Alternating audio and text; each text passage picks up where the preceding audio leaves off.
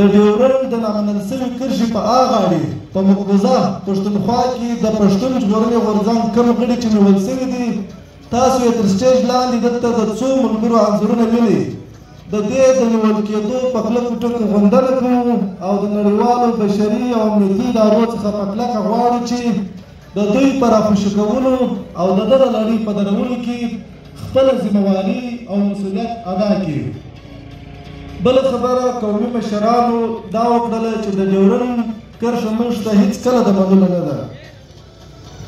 د ډیورنډ کرښه چې په سیمه کې کوم هغه وخت د انګریزي د برټانوي هند حکومت و او دې خواته د افغانستان حکومت و هغه لکه اوربند داسې موقته فیصله وه چې امیر عبدالرحمن خان یوازې متن لاسلیک کړی و کومه نقشه چې وه هغه نه وه لاسلیک سوې نو د ډیورنډ کرښه لاسلیک نه ده او دا په ولسونو پورې اړه لري.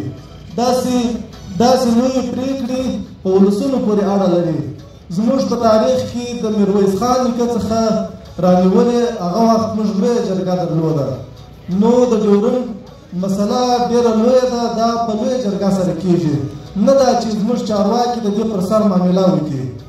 که چیرې د لر او بر ولسونه دې ته چمتو نه سي چې پر دغه کرښه باندې اغزن تار تېر سي هېڅوک دا جرات نه سي کولی چې پر دې کرښه باندې تار تېر سي.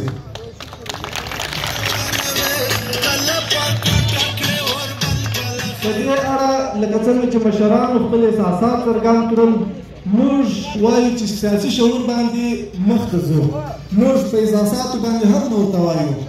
د ډیورنډ په نامنل سوې هغه کومه ناولې معاهده په هغه کې هم داسې لیکلي وه د انګریزانو لخوا څخه چې د دې کرښې دواړو اړخونو ته کوم ولسونه پراته دي دا به خپل ترمنځ ټولنیزې اړیکې سیاسي اړیکې سوداګریزې اړیکې په ازاده توګه ترسره کولی سي لکه اوسنۍ اروپا چې هغه 40 ملکونه په ازاده توګه د یوه څخه بل ته په خپل موټر کې تللی او راتللی سي.